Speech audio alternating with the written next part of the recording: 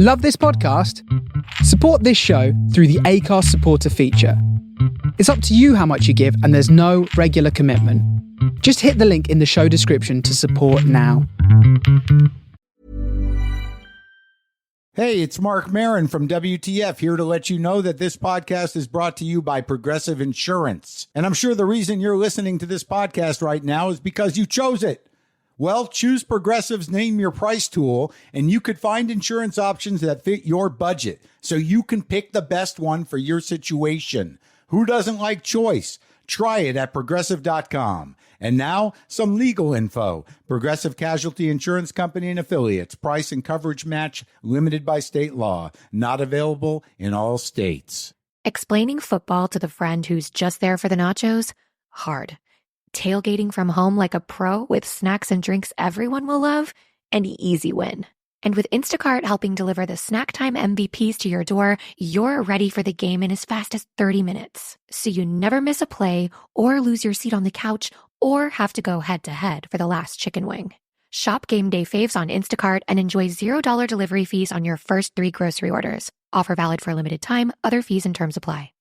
My dad works in B2B marketing. He came by my school for career day and said he was a big ROAS man. Then he told everyone how much he loved calculating his return on ad spend. My friends still laugh at me to this day. Not everyone gets B2B, but with LinkedIn, you'll be able to reach people who do. Get a $100 credit on your next ad campaign. Go to linkedin.com/results to claim your credit. That's linkedin.com/results. Terms and conditions apply. LinkedIn, the place to be, to be.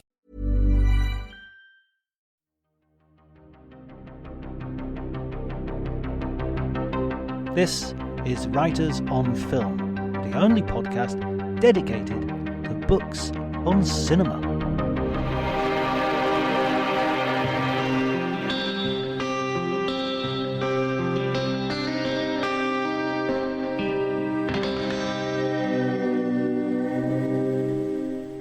Hello everybody and welcome to Writers on Film. My name is John Bleasdale. I am a writer and film critic, and today I'm going to be talking, I've invited back a couple of great guests, Michael Leader and Jake Cunnigham.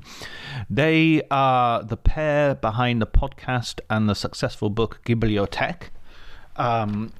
We've talked about the Studio Ghibli before, but now they've got a new book which is a brilliant introduction to anime via 30 movies that they have chosen and they write about in a really interesting and entertaining fashion. It's a really perfect guide for anybody who wants to dip their toe in the anime universe and don't know where to start, or for people who already know their anime and want to read some background and some context. Oh God, my cat is meowing in the background if you can hear it. If you enjoyed the episode, please remember to like and subscribe, to leave a review. That helps a lot. To tell your friends, to share, to tweet, to use the social medias. Well, Twitter's gone a bit weird now, but anyway, let's stick with it until we can bear it. I've also, in a little bit of extra news, I've also started a Substack series of essays connected to the Writers on Film.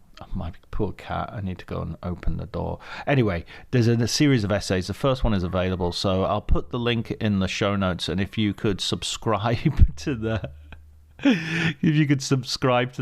that would be brilliant. Oh, and also I've got a lot of people following and listening from different countries around the world, and I'd like to just make sure I salute them. Particularly Andrea in Italy is a bit of a fan, so I wanted to have a quick shout out to him.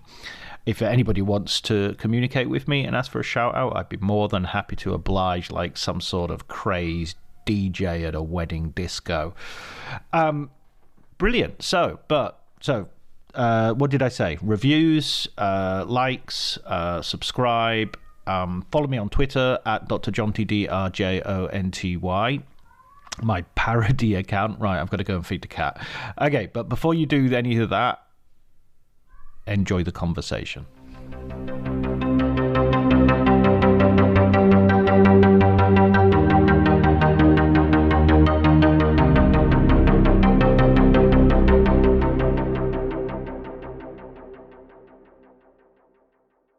you're so, it irritates me so much because you know that thing about like I've got friends at the psychology department in Liverpool, and I remember this is 20 odd years ago. They're telling me that they did research and they found out that having a coffee does one thing to the brain and having a cigarette does another thing to the brain. But having a coffee and a cigarette sort of just goes off the scale, just absolutely blows it. And I've the same relationship with books and films. That I love films and I love books, but if I have a book about films, so I'm reading your anime book, and I'm just filling in my watch list of like I'm just getting so excited about these movies that I've that you're introducing to me and hopefully many other people. So congratulations on the book, guys! Absolutely brilliant. But yeah, I mean, irritating because now I've got a freaking huge watch list of films to go through. Well, I mean, it's irritating for me because Michael just keeps giving me things to watch as well, John. So he's done the hard work. He's already watched them all. He knows everything about them.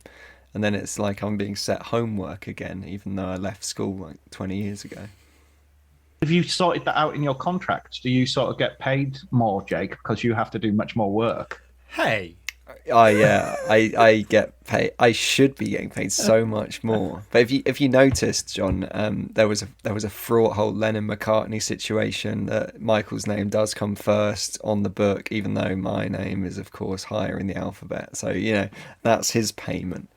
I think that's how we paid him off. It's age before beauty. That's what it is. But how was so when did this book come out? It came out like a few weeks ago, right? In the UK, yes, it finally came out for the last week of October. It was supposed to come out earlier in October, but there was delays in the shipping.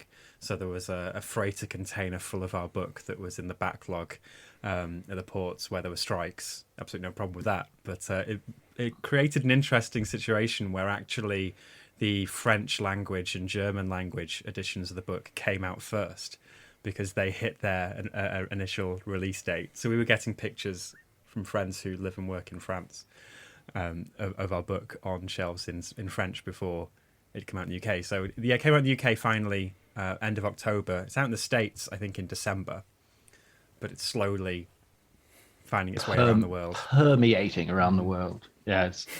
I mean, who knew that, people who remained in the European Union would have a smoother... I'm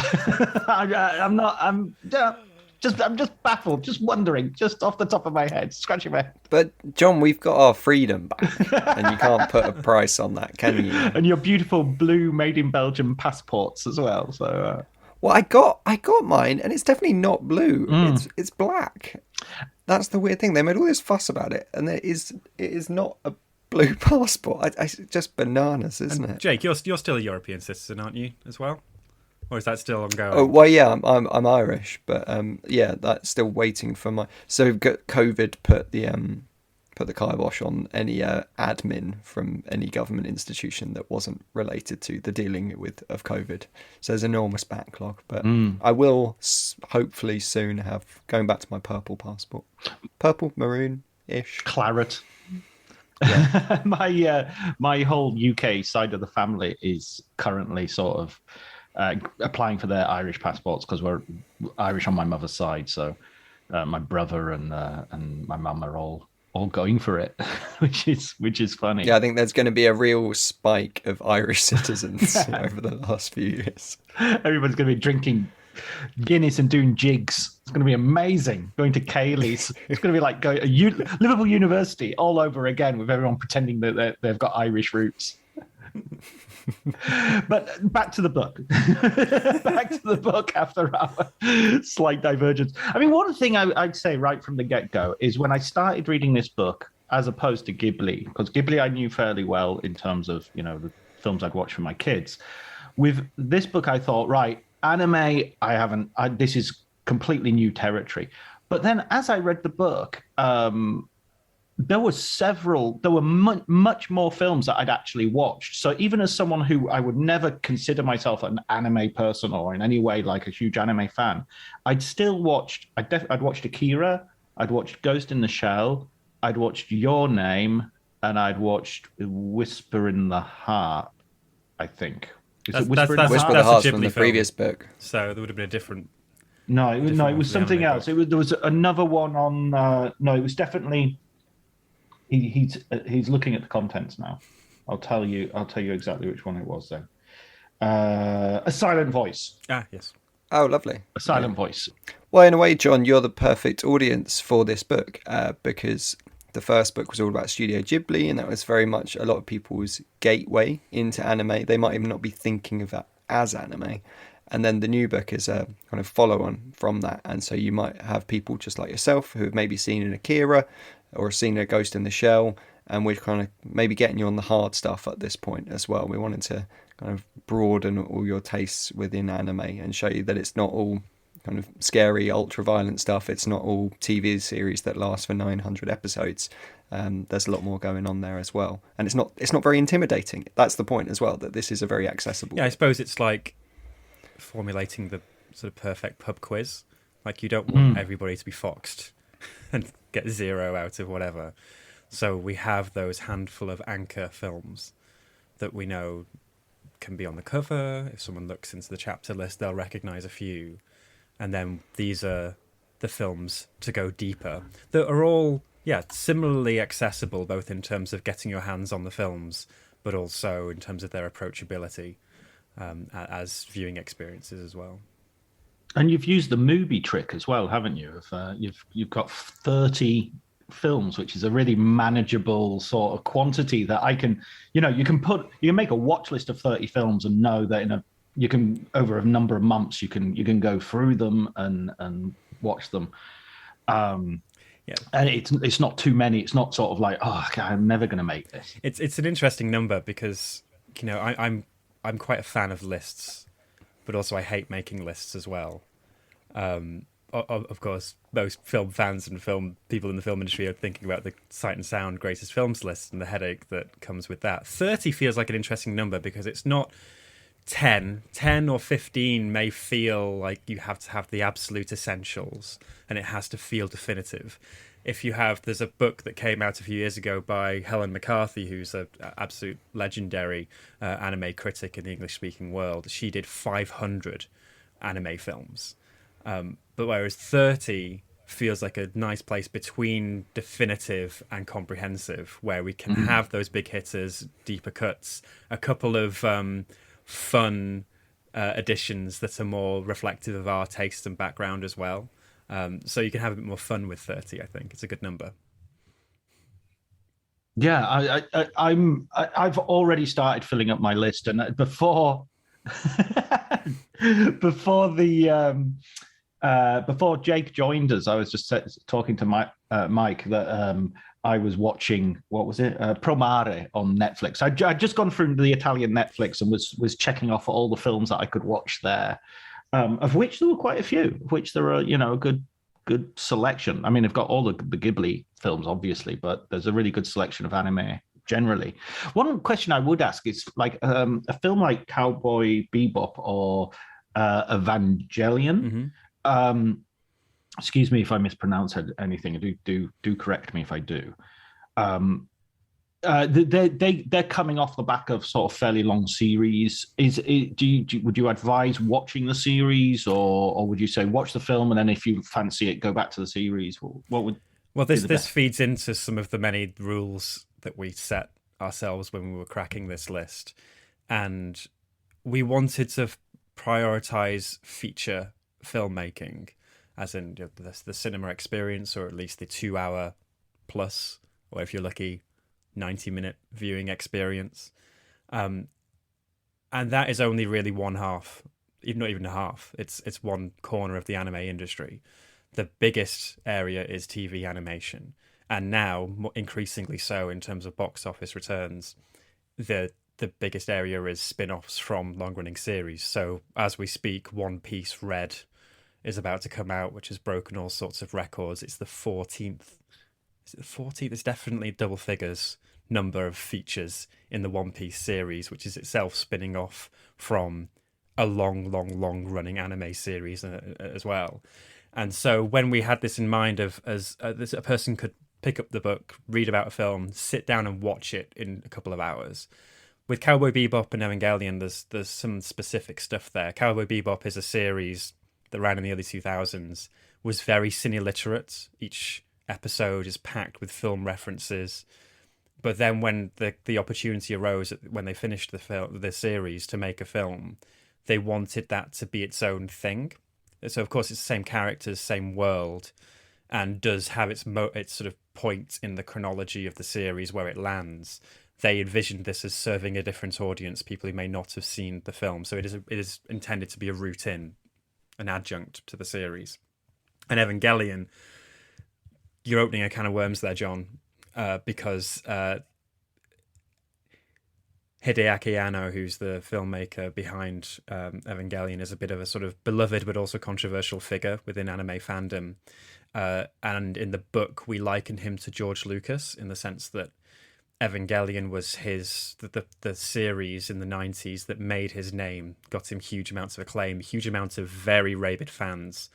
But it was also an undertaking that sort of broke him sort of emotionally, psychologically, and budget-wise as well. And so the ending of that TV series in its initial 20-odd episode run very much goes off the rails and was very controversial, divided audiences. And so in the years since that first broadcast, he's made a few films that sort of tried to correct that original series.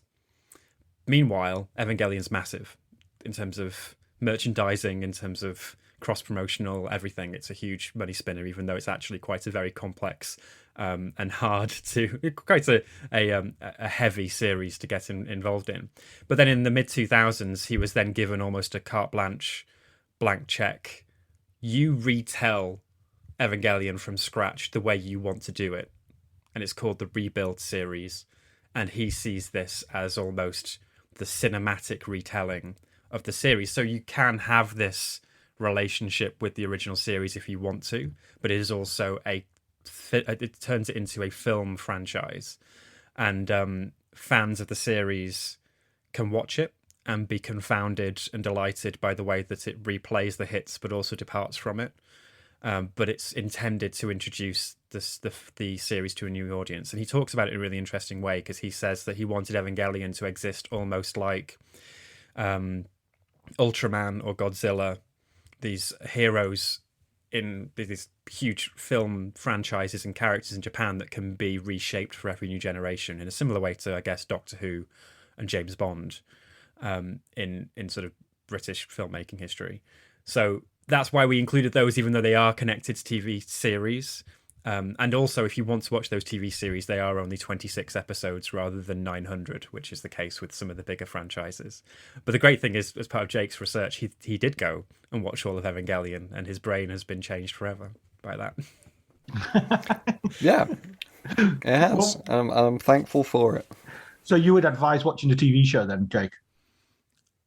Oh, 100%. Right. I'm a big huge Twin Peaks fan, right? And like something that I may well have squeezed into my Sight and Sound list. Who's to say? And Evangelion, weirdly, which is a show about kind of giant robots fighting giant aliens, to be very reductive about it, is so close to Twin Peaks. Mike is shaking his head. I'm thinking of the fan mail we're getting, the listener mail. How dare you call them aliens? Yeah, I know. Apologies to everyone, but that's to anyone that hasn't watched it, as a way of kind of getting them into it. But think like in that way, it's it kind of hooked me, because it's in the same way that Twin Peaks is not really about who killed Laura Palmer. Evangelion is not about giant robots fighting giant aliens. Right. That's I'm really intrigued. And having read, there's something about seeing the history of, because you go kind of chronologically over the way you order the films, and reading it, one film after another, and going through the background essays that. Yeah, so I do the history and background, because I suppose so even though Jake does all of the watching for the first time, that bulk of the work, in terms of the sort of early research and development for the list, that's on me. So I suppose I make the case for why the films are in there in the history and context, and talk about the filmmakers and why we're featuring the films. And then Jake has his, increasingly expert view on the films as animation as well. But I think it's important to say that we're not saying all of these are perfect as well. And John, you would have read in the reviews that I'm not kind of saying that all of them are masterpieces, and a lot of them are flawed, and we do raise that. But I think it's about that chronological journey, and that you can see a story of Japanese animation along those 30 films in the same way that we told with Studio Ghibli, where we said, again, not all of these are perfect, but through them you can see the evolution of the studio. Yeah, and it's what's really fascinating about the chronological approach that we discovered as we were sort of writing it. We had an inkling as we put the list together, but it was the sense that whereas with the Ghibli book, it was the evolution of the studio, the people behind the films, their sort of platform, their global recognition. Whereas with this, you have these really fascinating mini narratives that come to, into and out of focus, that tells a story of, I guess, the English speaking world's view of anime. That I love that there's almost like a 4 or 5 chapter run in the middle of the book where we go from Akira through Ghost in the Shell, where it tells the story of, John, you may have experience of Manga UK, the distributor, the home entertainment label that came to prominence in the 1990s off the back of the surprise cult success of Akira, and then they sort of scrambled around to then bring more films from Japan that could serve a very particular audience and very particular view of what Japanese animation could be, very glossy, violent, hyper stylized, which jars with the sort of broad church that Japanese animation is. So there are these really, the chronological approach. We're not saying that we have the definitive insider's view of how Japanese animation works, because we can only ever really write from our own perspective. But within that, we do bring up some interesting stories, because I suppose Jake is a little bit younger than I am, and I fit almost between the two generations of, I was old enough to see in the local video shop a lot of these videos that came out in the 1990s that had 18 labels on them that I couldn't watch, but was very beguiled and terrified by the cover of Legend of the Overfiend or Fist of the North Star, etc. But then when I was a teenager, it's the sort of post-Pokemon turn of the new millennium thing, where every cool filmmaker in Hollywood working in sci-fi was talking about anime, and that's where we then have the Matrix. We have the Animatrix in here because the Wachowskis were very clear when the Matrix came out that they were inspired by anime. And likewise, probably the most indulgent inclusion we have is the Daft Punk visual album Interstellar 5555, which is basically the entirety of their Discovery album in music video form, made by a Japanese animation studio.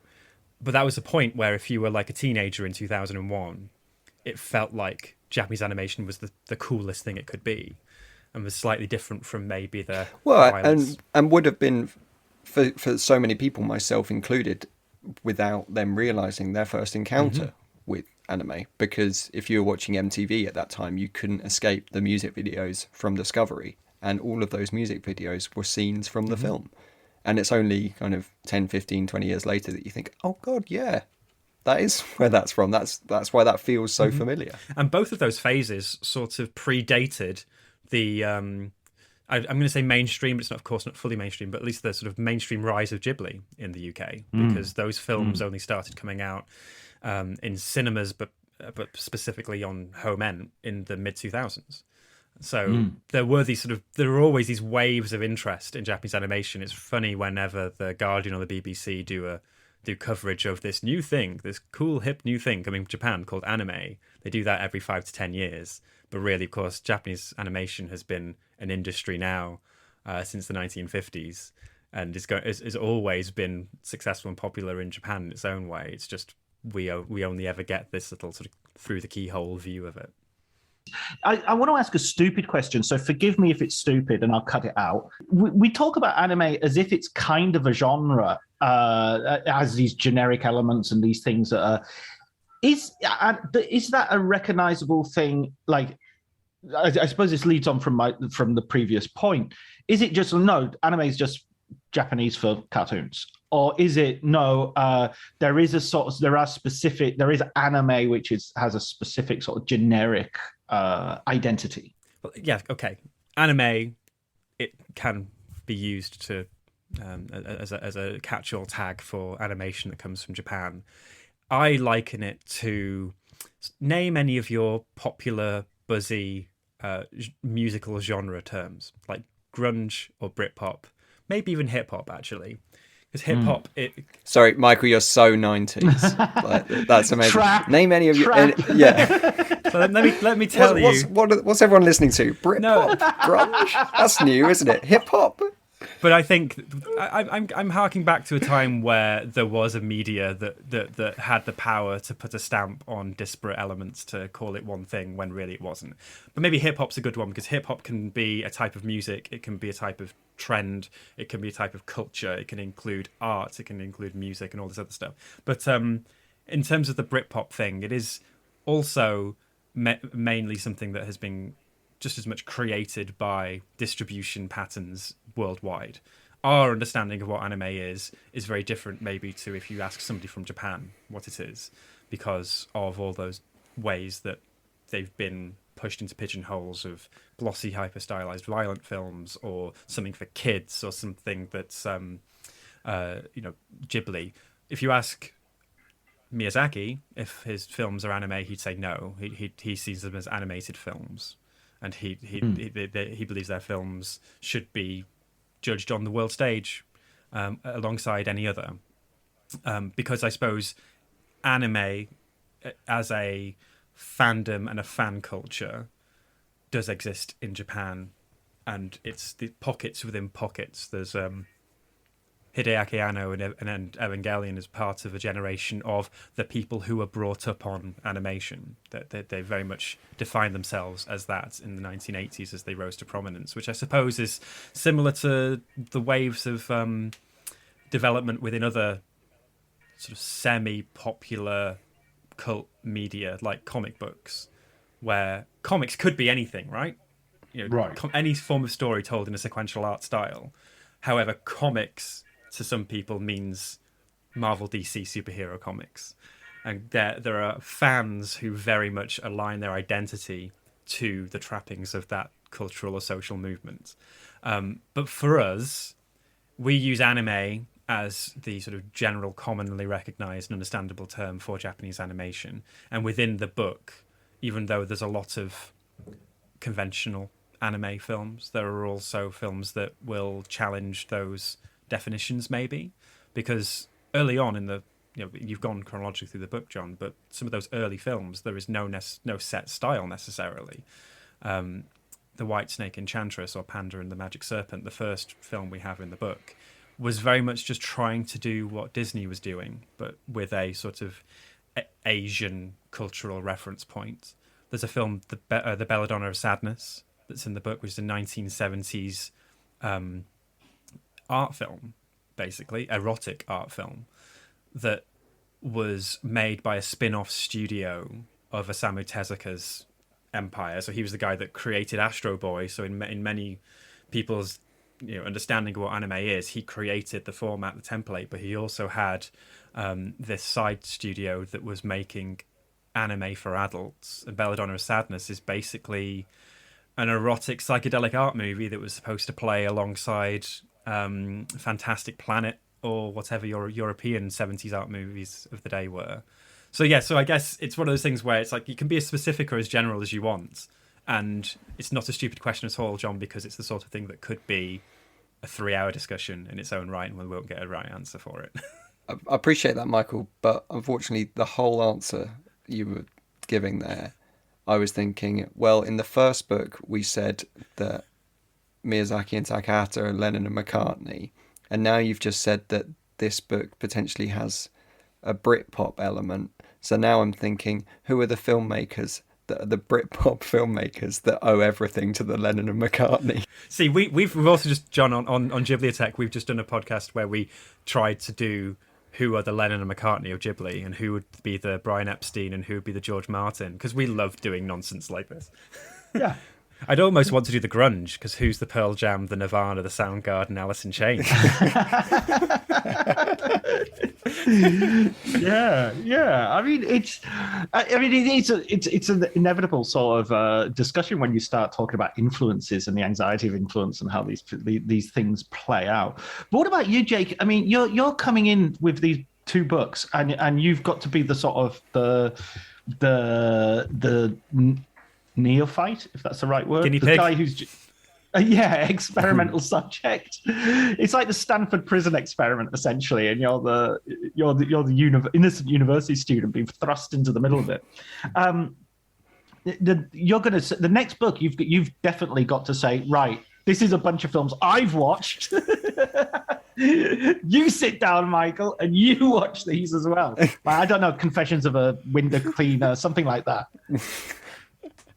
Oh God, I don't know what that would. See, Michael is far cleverer than me. I'm not sure anything what we could do that would fill that void. I think it was only just this week that we were talking about some books that I'd unearthed from my university days, and Michael said, "Oh, there's something that you've got that I haven't." I was like, "Mate, we've known each other for 5 years, and it's taken that long." And so that was the books of Kurt Vonnegut. And I somehow don't think that quite has the same mass appeal as a Studio Ghibli book. But yeah, maybe when we've really run out of ideas in 10 years' time, I'll make him sit down and read Slaughterhouse 5. Oh, I'll do a podcast with you about the novels of Kurt Vonnegut. I love his work. I was just thinking about him today because I've become addicted to do you know the New American Library series?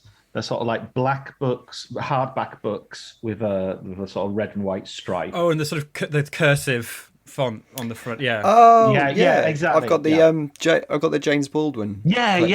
collection. I've become addicted to those. I've gone from like Kindle to hardback books and it's got to have a little ribbon to keep my page as well. But the Vonnegut, I'm buying all the Vonnegut of those books and rereading them all because I've read them already, but I just love those books so much that I'm quite happy to reread books if that's the format. Well, that was so just to actually force a link from Kurt Vonnegut to this book, because we can do it. Is John? I don't know if you've seen the adaptation of Slaughterhouse 5. No, I haven't. No, I never did.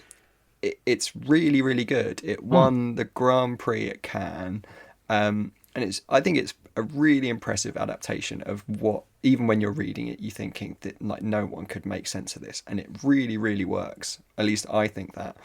But the editing in it is so impressive. Like the way that it has to join together timelines, locations varying from the Second World War all the way to an alien planet centuries in the future. Joining together the same character, and so the editing does these incredible match cuts throughout to make this feel like this constant flow between all of them that you can just transcend time in an instant. And Satoshi Kon, who directed Millennium Actress, which is a film in the book, cited that film as an influence in his editing style, because Satoshi Kon has that same feeling to his animation, that constantly you could have that rug pulled under you and you're from one scene into another instantly. Yeah, that's definitely high on my watch list. I read the review in the background to that, and I was just like, oh wow, this sounds so like a mixture of Zelig and Sunset Boulevard. You know, it's got this sort of. Can I ask, does it have like real film elements in it as well? Do you mean real film as in footage? Yeah, it's all animated. Oh, right, okay. John, are you saying that animation isn't real film? Oh, man. Yeah, well, I mean, what I meant is, does it have, like, let me rephrase that. Does it have grown-up film amidst the childish scribblings of a flick book artist? Is that what you're...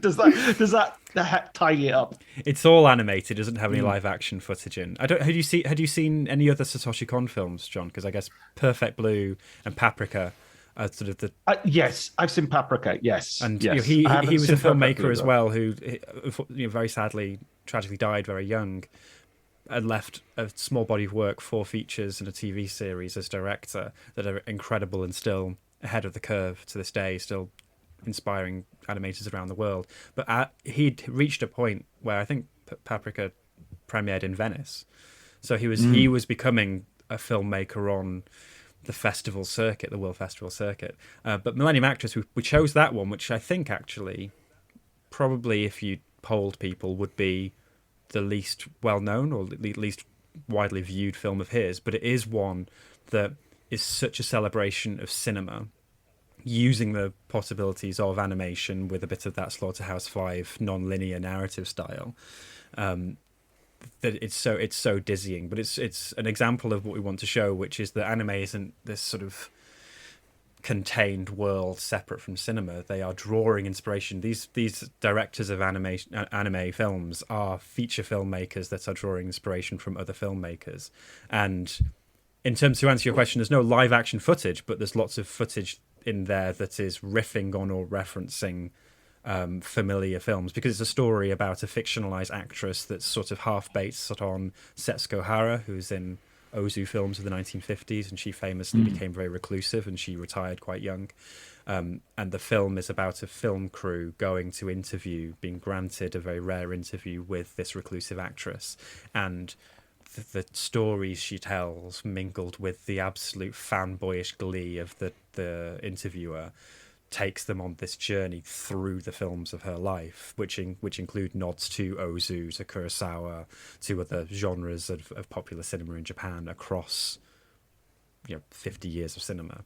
It's really dazzling, and I think just shows that animation, even though animation can be seen as a separate industry, because it is the way that it works, it is in dialogue with the broader language and history of film. Yeah, sorry, and, go on. Well, and for when we were making and for our podcast that we do, which started as Studio Ghibli, but then when we ran out of Ghibli films, we had to move on to other animation studios or other animators, and Satoshi Kon was the first person that we went to. So once they're totally run dry on Ghibli stuff, it was thinking, right, who's got this contained kind of story that we can tell across these 4 films, this TV show, and a great book actually. His manga opus is brilliant. So that was a really lovely one where we properly got to explore him over an extended period of time on the podcast as well. And Millennium Actress felt like the great opportunity to concentrate a lot of the thoughts that we had across that podcast series into that one film, even though it might not be the most obvious pick. I think that's a good thing, because I was kind of, as I was reading that chapter, and you mentioned Paprika, obviously, in the chapter, I was sort of like, oh yeah, and it struck me as a brave move not to do Paprika, because that was the one that I imagined people flipping to the contents and looking through the list of films would be looking for, would be expecting. So I thought that's a sort of good choice, because also people like me who, have a relatively superficial view of anime, I've seen Paprika, but I haven't seen this. So it's a good way of sort of leading people a little bit further down the garden path, so to speak. And what that film does as well is at least from what I gather from reading the chapter on it, it typifies the sort of breadth that you were alluding to, Michael, of what anime can involve. That it can be high schools, or it can be sports, racing cars and stuff like that, and it can be sort of science fiction and fantasy. It's very familiar, cyberpunk sort of thing. But it can also be something totally, about history and about life.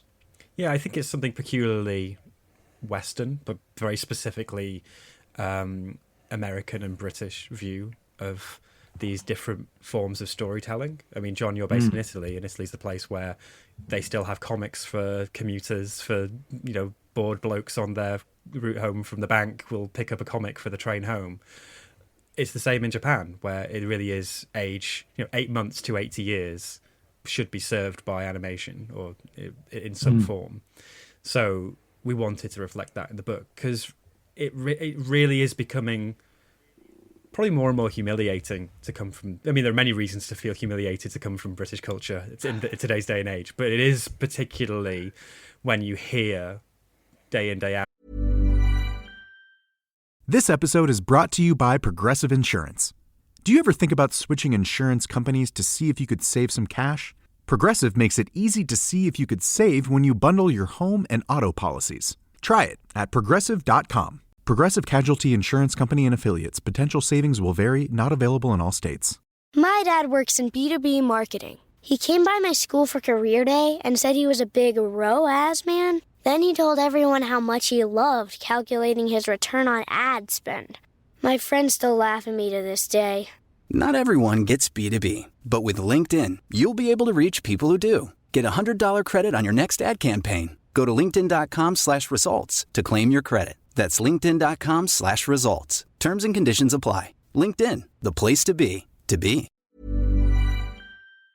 Out some of these maybe dog whistly kind of comments from, be them studio heads or film critics or mainstream journalists, when they talk about animation and the various other visual art forms that are related to it, like manga or comics, as being one thing, when really it could be anything or everything. It's like a lens, you're looking at things through a certain lens, or set of lenses. Yeah. But you can look at anything you like. And as I said, so many of the filmmakers we talk about, so we probably mentioned this on the last time we were on with the Ghibli book. Hayao Miyazaki is an absolute animator. He could draw anything. He could do the entire thing himself if he had the energy and the time and his eyesight was a bit better. Isao Takahata, the other filmmaker at Ghibli who made Grave of the Fireflies, The Tale of the Princess Kaguya, he was not an artist. He was a filmmaker or a storyteller who used animation as his lens. And it's the same with this book. You've watched A Silent Voice. Naoko Yamada, when she was a teenager, liked manga and animation, but also loved live-action cinema. And she still, to this day, you ask her what films are exciting her, and she'll say Xavier Dolan, or she'll say Sofia Coppola. They're just using animation. And what she says about why she loves animation is because in animation you can control every aspect of the shot. There's no worry about the light. There's no worry about the focal length. You can just change all those things. And if you go back and watch A Silent Voice or her other feature, Listen to Bluebird, from a craft point of view, what she's doing with depth of field, what she's doing with staging, she is using animation like a live action filmmaker with a camera involved. So it really is not this separate thing. It really is something connected to cinema, live action cinema, real cinema, adult cinema. No, adult cinema, we've got to be careful about. Don't want to cause any confusion there. I mean, even when I was watching just the very beginning of the, what do you call it, for Promare, there's just a moment where it's sort of doing that sort of a city during the day, setting up the city as a sort of where this action is going to take place. And it sort of goes between the tower blocks, and like the square of like a sun flare on the lens sort of strobes by. And it's just a beautiful little moment where it's sort of like, obviously that's being animated in as a there is no sun, there is no flare, there is no lens for it to be having that. And that idea that anime is putting in a sort of visual flaw to sort of play to our own, I guess, how we see things, how we're used to seeing things. Yeah, well, and it's amazing that it's in something like that film as well, because it makes sense maybe a bit more in something like A Silent Voice, which is very much a kind of real-world melodrama based around events that maybe we haven't all experienced, but we can very much relate to. And it's all very grounded, really. And Promare is absolutely bananas, and one of the maddest things in the book. It is just crazy, and it looks crazy as well. It's all kind of geometric shapes and nothing at all like the real world in any way. But even with that mad design, it still giving you those little moments to think, but stylistically could be real. Yeah. People could just explode into flame at any point, just like they do in the real world. Well, I mean, yeah, but the analogy it works perfectly with the world of today. With our online culture, and I'm sure people in the comments to this podcast will be going, "What do you mean it's not grown-up cinema, John?" Bursting into flame as a result. I mean, one thing you guys have done very, very. I mean, I've been following you guys. I've been listening to your podcast, following you on social media, and it feels to me like, especially post-COVID, that now that we're hopefully post-COVID, that you've been out in cinemas, you've been doing Q&As, you've been presenting screenings, and it feels like you're doing a really significant. You were talking about earlier about this book is relate to some of the 90s and the story of how anime comes to Britain, as well as you're seeing it from that perspective, but you're becoming that story, aren't you? Well, that's a big where I wouldn't claim any ownership to that.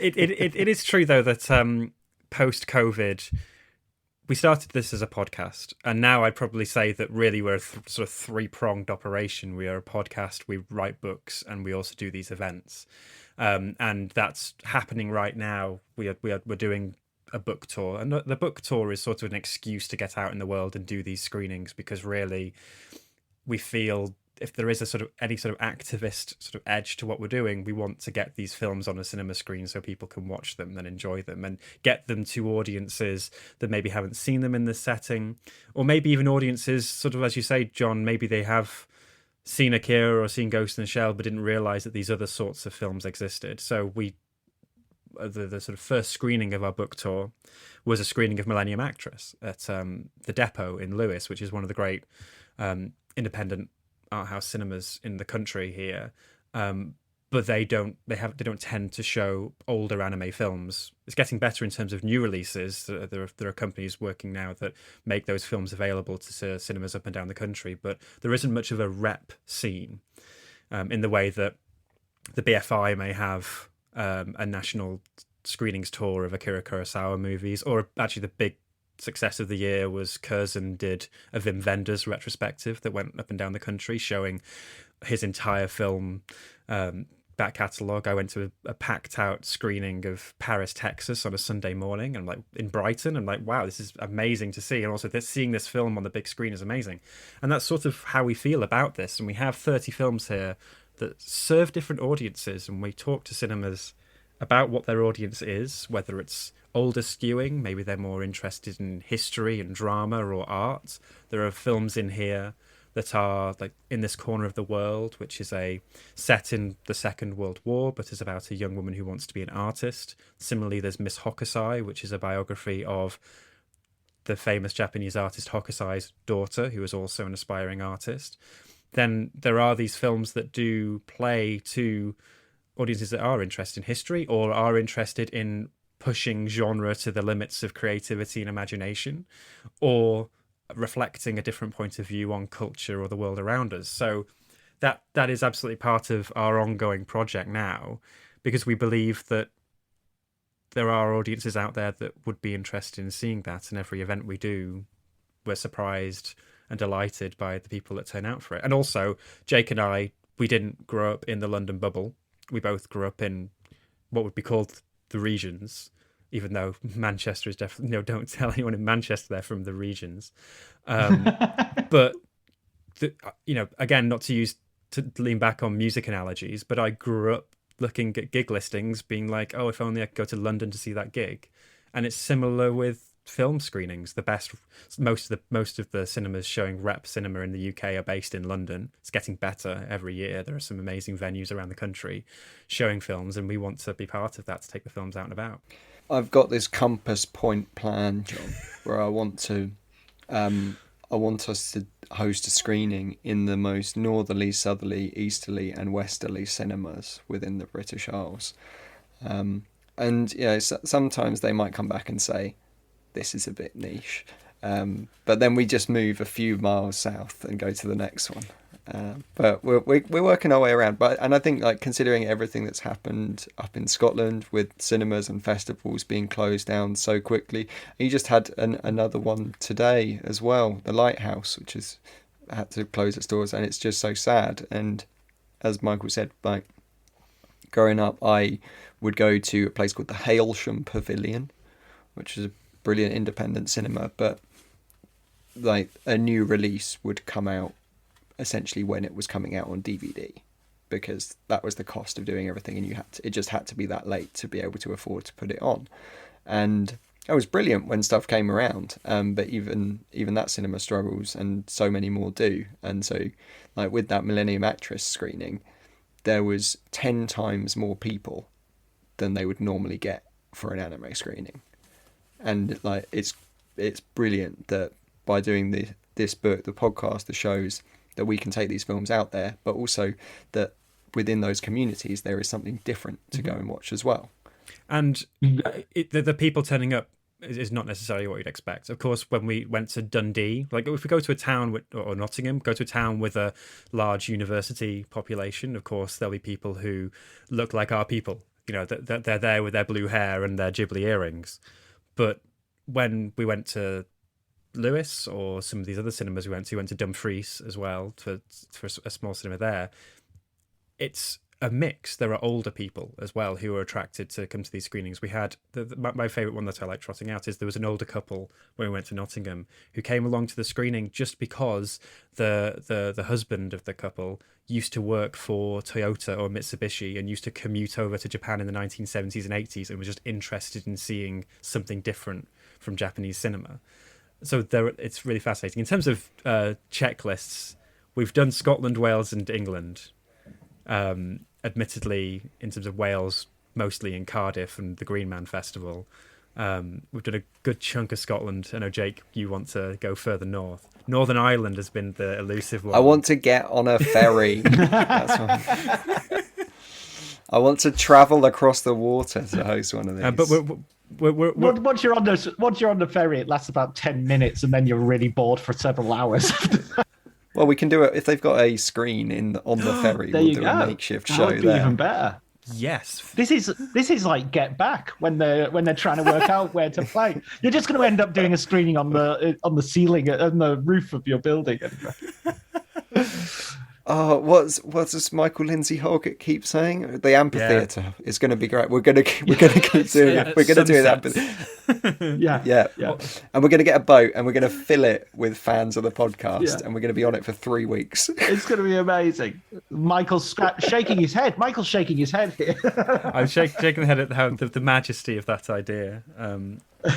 Although I do remember on a family ferry trip over to, I think it would have been over to the Netherlands, I saw Spider-Man 2 for the first time. So there are cinemas on ferries. You need one of those journeys that's long enough for a 2-hour film, maybe. We can do it. I went to Ireland on the ferry in 1982, and Never I again. just remember it being... No, I mean, I was fine. I was 10 years old, so I was really excited and all the rest of it, but it was, it was kind of longer than I expected. Whereabouts did you grow up, John? I grew up in Barrenfurness, in the countryside near there. I was born in Ulverston, which is where Stan Laurel was born. Is that claim to fame? Right, because there's basically we've done some of the Midlands, we've done quite a lot of the South now, but not the Southwest. We're just booking in some dates that will take us on a bit of a northwest excursion up to the... You should do Ambleside, have a cinema called Zeffirelli's. Yeah, I've been to Zeffirelli's. Wow. We're going to Kendal. Right, okay. But this northwest trip is going to be... it's going to be from the north tip of Wales up to the northwest if everything comes together. That'd be quite a fun one. But in Ulverston, you've got the Roxy Cinema, and I was thinking that Roxy, where I went to see Goodfellas when it first came out, and I think I saw my first foreign film in the cinema. It was Barbet's Feast in Ulverston. Then, because they used to do, I'm not sure if they still do, but they used to do a sort of midweek, foreign movie. So I went to see a bunch of them. I saw The Navigator. Do you remember that film? Right. The Vincent Ward film, black and white medieval sort of AIDS Parable or something. It's kind of strange film. Before he went on Alien 3 and then got kicked off Alien 3. Wow. Now what I'm doing is I'm just going as far away as I can to see if Jake can bring it back to the book. Alien 3. Yeah. Is there any way that we can drag Alien 3 into this? Is there any Fincher mention of anything in the book? Not Fincher, but go back to Aliens, James Cameron, one of the biggest anime fans Hollywood has ever seen. Right. He's quoted in the book. I don't know if you've read the chapter on Metropolis.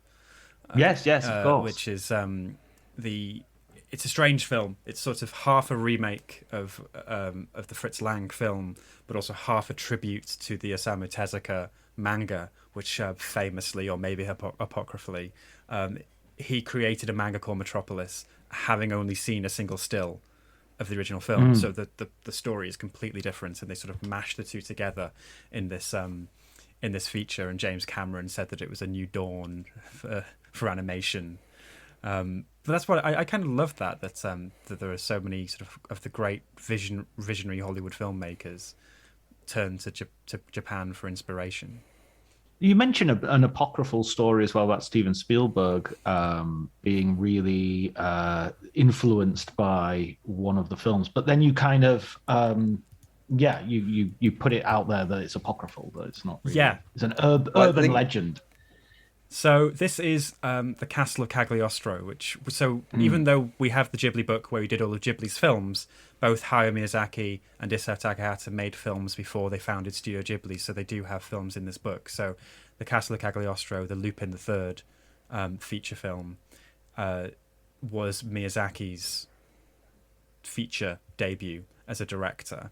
And that is a film, going back to the sort of bad old days of early DVD releases and video VHS releases of that film, had a pull quote on the cover of the VHS release saying, "The greatest car chase of all time," or "the most thrilling adventure movie of all time," or some sort of strange quote like that, accredited to Steven Spielberg. And there's no source for that. And however, in this sort of beautiful way that the internet tries to make things make sense, instead of using the Occam's razor approach of it was just made up, they say Spielberg had, would it have been, what film would he have had that was premiering in Cannes in the early 80s? Maybe it was Raiders of the Lost Ark, maybe had a special screening at Cannes. Yeah, I think it did. He might have seen a market screening of Castle of Cagliostro there. The sort of contortions the fans have made to try and make it make sense, instead of anyone trying to get a message to Spielberg saying, "Did you ever say this?" Well, he's on the press tour again. Fabelmans is just around the corner. Yeah. Well, I'm sure somebody listening to this will be interviewing him, and will be able to just directly ask that question. Speaking of formative film memories, Stephen.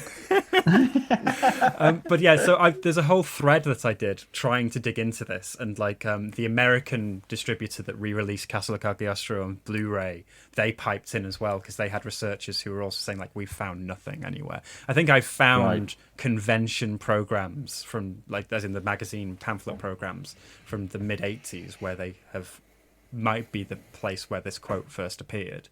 But Spielberg does love Miyazaki's movies. He's on record saying that. He's said that on press tours when he's been to Japan. I've interviewed Kathleen Kennedy many years ago before she became public enemy number one for certain Star Wars fans. And she said that they would... she and Frank Marshall and Spielberg would look at those films and take great inspiration from them. But there's no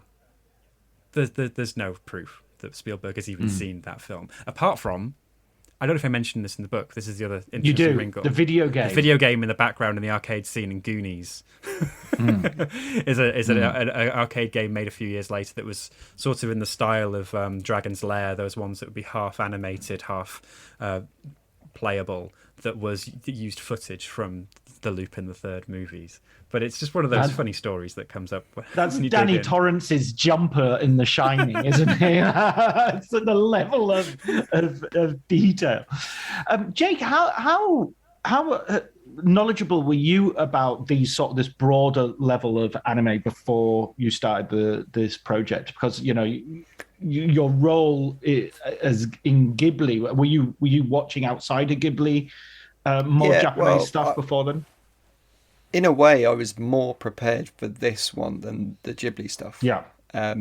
Because going alongside the Ghibli stuff, just out of curiosity, I was checking out stuff that would appear in this, and actually had watched stuff that's in this book before any of the Ghibli stuff as well. Right. But then there was, because we were making these mini-series that were about other filmmakers, and they were just kind of binding themselves to the Ghibli story as well, and we weren't able to maybe tell those stories in the Ghibli book, so there were kind of half-formed ideas for chapters and reviews that we had either talked about on the podcast or just hadn't been able to get in. And so someone like Mamoru Hosoda, who we did a series about, and we write about his film Belle in the book, his previous film Mirai was the LFF Kids Gala whenever it came around. I think that was 2017, I want to say, 2018, I can't remember. Anyway, that's one that goes like many years before the Ghibli book, getting involved in that. And so, yeah, it was a strange one where some of it was totally new, unlike anything I've ever seen before, and so much fun to dive in headfirst into it. And then some of it felt totally familiar and felt like it was something that we had been talking about for years, and this was finally the opportunity to put pen to paper on it. Something like Castle of Cagliostro, where it's key to the Studio Ghibli narrative, but because it's not a Studio Ghibli film, we couldn't put it in the previous book. I think that's so similar to my reaction on reading the book of that feeling of so many of these films I really want to dive into and have a Ninja Scroll was one, Red Line was another that really piqued my interest. Millennium. If you've got the budget, John, fly over next week, Prince Charles Cinema. We're hosting a screening of Red Line, and if you get your first screening of it in a cinema, you'll be chuffed. What day is it on? Next Wednesday. Oh, I'm teaching on Wednesday. God damn it. I teach until 7:00. I don't think I can get over in time. Well, one thing this is very much a pipe dream for us, but the books have been translated and released in Italy and Germany, France, Spain. We'd love to do screenings of some of these films or book events out there someday. Maybe our paths will cross. Venice would be, well, there's two possibilities in Italy. There's a Udine du Far East Festival. So it would be interesting to maybe organise a screening during the festival of something. And another one would be the University of Venice is one of the few universities in Italy that teaches Japanese as a language. And so, that wouldn't be, you've got a bunch of students who would sell out an anime on the big screen in Venice. I'm absolutely sure of that. 100%. Well, there we are. There's the next tour. European vacation. Yeah. You're going to go south, north, west, and east, but you're going to go so far east that you end up actually in Japan, and they're going to be going, guys, we know about this. We know this stuff. So you're just showing like films, I guess. It's like a friend I was in China once, and a friend of mine said, "Oh, look, a Chinese restaurant." And it was like, it's just a restaurant here, man. It's not a Chinese restaurant. When you're in China, they're just restaurants. But, you've got to shift your thinking in some way. Speaking of which, like, one of the things I love about watching Japanese films and Hong Kong movies and Chinese movies, so it's broaden the category out a little bit, is that there are definite moments that, although there is that cross-fertilization between sort of the West and the East, there are definite moments that when you're watching a Japanese production where the cultural difference sort of rings loud, and you sort of go, okay, that's interesting. What are the ones that you've sort of noticed watching anime?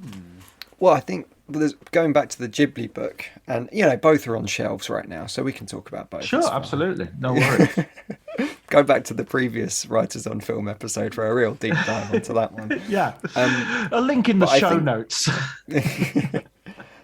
But I think Pom Poko is a great example of that, because It's a brilliant film directed by Isao Takahata, master filmmaker, had made Grave of the Fireflies, had made Only Yesterday, and then makes this kind of Watership Down-esque fable about Japanese raccoon dogs, and that their forest home is getting torn down for redevelopment, and they're kind of fighting against it. Which sounds like that could be nice, kind of Sunday afternoon BBC fare, except in kind of traditional Japanese folklore, tanuki, these raccoon dogs, they have giant magical testicles, which they can use to transform into anything. And so they kind of transform into humans, they transform into kind of visions of traditional Japanese art to try and scare people. But trying to sell that to a Western audience is very much a struggle, because there is a real difference there as to how people might react to the idea of a clan of raccoons with giant magical testicles. There's a difference to how people look at giant testicles. We look at testicles differently in these parts. And it genuinely was a hard film to distribute beyond Japan as well. It didn't make it much money internationally at all. Mm. And even today, it's sort of reduced. Whenever you mention that film to certain Ghibli fans, it's the one with the testicles. Even though actually it's an incredibly profound film, it's sort of the Japanese. This is showing my age and speaking to a very particular age range here, demographic. It's the Japanese Animals of Farthing Wood, because it's a sort of devastating musing on deforestation and rapid urbanization and encroachment, but it has this profound layer of what you lose when you lose that natural world seen through the sort of natural pantheon of magical animals. Really brilliant film that deserves to be seen more. In terms of and for real cinema fans, John, it's a Ghibli film that contains some live action. It does, actually. Oh, right. Okay. Yeah. Okay. Now, and when I was mentioning live action in terms of Millennium Actress, I kind of meant in that it incorporated into the animation. Rather that's than what Pompoko has. Yeah, sort of photorealistic, not necessarily even real footage, but photorealistic sort of stuff.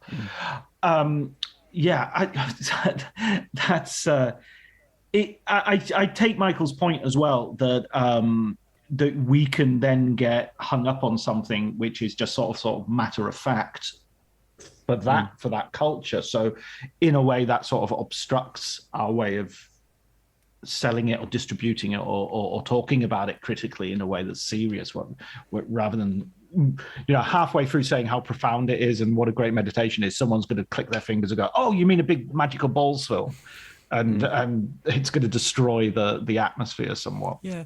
And I think we aren't academics who can delve deep into the sort of cultural differences, but what we are aware of is how, due to an expectation of cultural difference, these films can be exoticized in some way.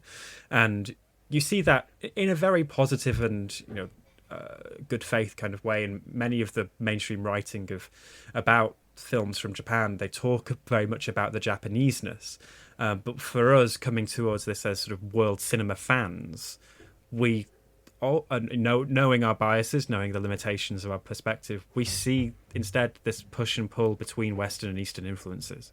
And almost all of these films, even though they're made for Japanese audiences, they do have some consideration or influence or inspiration that they're drawing from a global point of view.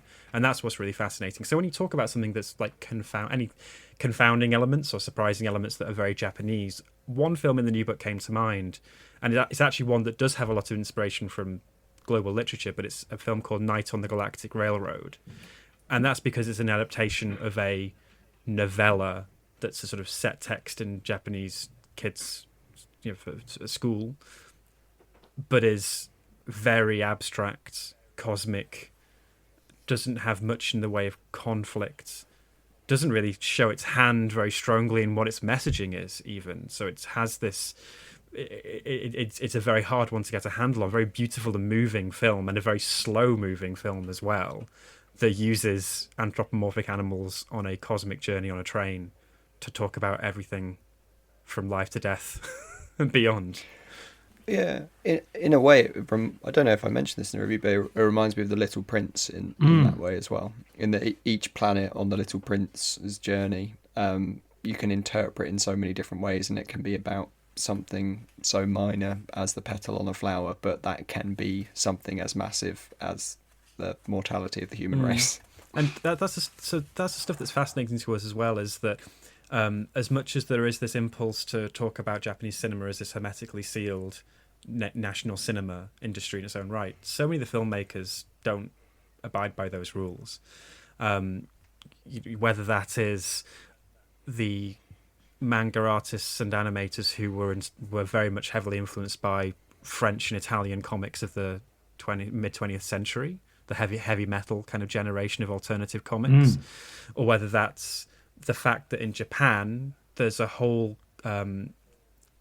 area of English language literature that exists in translation in Japan that we don't really value as much in the UK. It's part of the reason why the Beatrix Potter attractions are very popular for Japanese tourists, is because they respond to it in a way that we don't. They very much they respect Raymond Briggs's work in the way that I don't think the UK does. So this sort of mix of influences and inspirations is what fascinates us. Ghost in the Shell, the Mamoru Oshii, the director behind Ghost in the Shell, he grew up on European cinema. He loved Godard, he loved Tarkovsky, and that's what he sees his DNA as. And so as sort of film fans, we wanted to sort of uncover that stuff just as much, because there are academics doing incredible work delving into the religious, cultural, philosophical aspects of these films, but we're bringing what I suppose as film fans we can bring. If somebody is coming to this relatively cold and you wanted to say, okay, forget chronology and all of that, just start with this one movie and that's the one you start with, and then if you like that, then you can go. You're off to the races. Which would you choose? Which would be the one that you would think this is the one that'll be the gateway drug that we're talking about? You'll have to trim the awkward moment when Michael and I both reach for our copies of the book because we can't remember what's in it. Let's have a quick pause. No. I bet this is definitely staying in the podcast. So much of this is the fact that it's like a taster menu. It's like, are you a meat eater or a vegetarian? Do you have wheat allergies? And we could pair you up with a film. Well, that's the thing. It's like there's ones that I feel like big, broad crowd pleaser to kind of get you intrigued. I think Your Name is a really good shout. I think there's a reason that film made loads of money and has found a big international crowd. But I wouldn't necessarily say that is the one from here that I would say is a more that I'm as personally connected to. But I could see that really working as the gateway. What are you most personally connected to then? In terms of discoveries from this book and going through this process, I think Rujin Zed, it was a real hit for me. It's like Godzilla meets palliative care. Right, that's the one set in the hospital, yes. And I just think it's brilliant. It's like the animation is amazing, but this idea of someone on a hospital bed which transforms into a mecha, which then descends into a kind of city-raising battle downtown, and the kind of ghost of a wife within a machine becoming part of that final battle. It was that kind of snowballing effect of narrative which went in, just kept kind of getting bigger and bigger and more destructive, but so surprising as well. That was a real treat. And In This Corner of the World, which we mentioned too, I think that's the film that I would maybe show a kind of older, more BBC4 type generation. It's the one that I recommended my mum. Right. And yeah. And so it depends who you're talking to. But I think, maybe between Your Name, Rujin Zed, and In This Corner of the World. If I'm allowed to sort of have the set menu with the A, B, and C options as well, I think, like Your Name, I'd point to Belle, because I think that Belle says it's Mamoru Hosoda who, across the course of the last 20 odd years, has made 3 films about our relationship with the internet at 3 separate points in the last 20 years, and this is his most recent one about a teenage girl and her relationship with this virtual world where the avatar that you inhabit in that world is an expression of your deep inner soul, and she becomes a global pop star sensation in this virtual world, whilst mainly being a sort of nervous, neurotic, grief-stricken, shy teenager in the real world. I think that is a very profound film, and also has so many interesting design elements, because Hosoda is somebody who is very interested in broadening the net in terms of the people he works with. So his costume designers for his animated films are often costume designers who work in grown-up movies, live-action movies. Or in this one, he had the virtual world actually designed by a real architecture academic.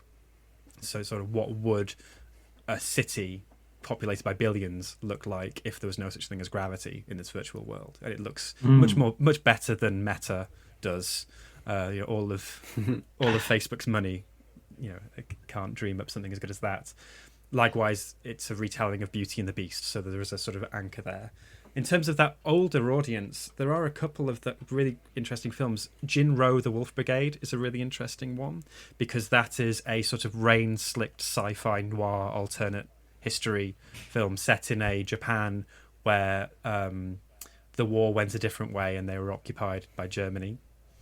But it's a twisty, dark, sort of emotionally twisted romantic thriller. It's really something else. And then probably the complete curveball, which I know is a film that Jake likes, and we really want to get a screening of this off the ground because it didn't have much of a release because of the lockdown.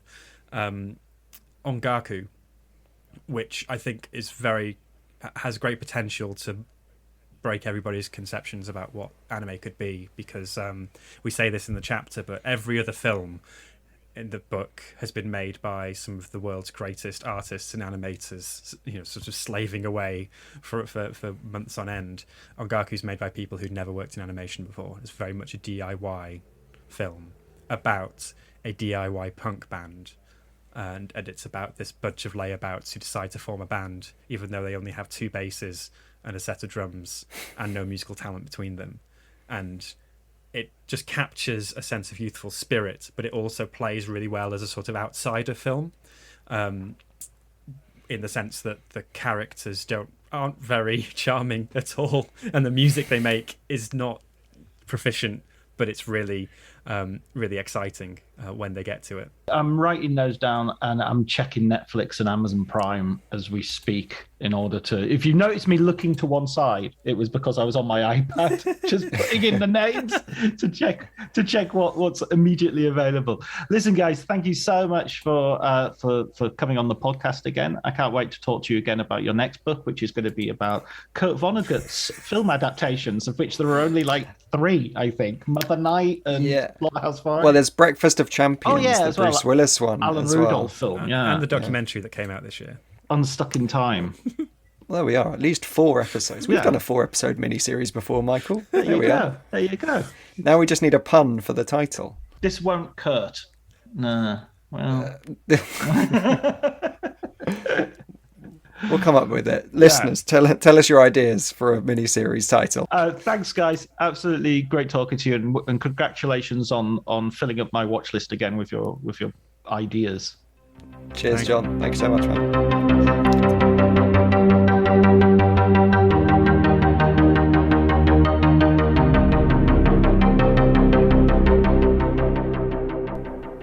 So that was my conversation with Jake and Michael. It was a great deal of fun. I really enjoyed it. Hope you did too. Thanks to Elliot Atkins for the music, Ali Howard for the art, and thank you, listener. Until next week, please take care.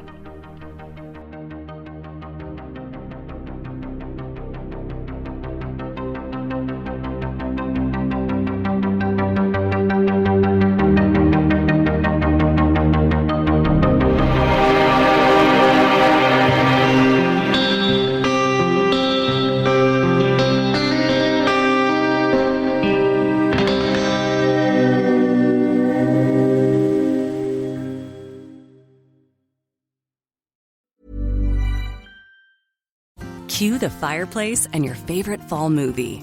There's nothing better than a cozy evening at home with a glass of First Leaf wine. First Leaf is a personalized wine club that delivers right to your door. Sounds magical, right? They get to know your favorite tasting notes, which varietals you enjoy, and whether you prefer sweet or dry wines. So in every shipment, you get bottles tailored to your unique palate. Go to tryfirstleaf.com/fall to get your first 6 wines for just $44.95 with free shipping.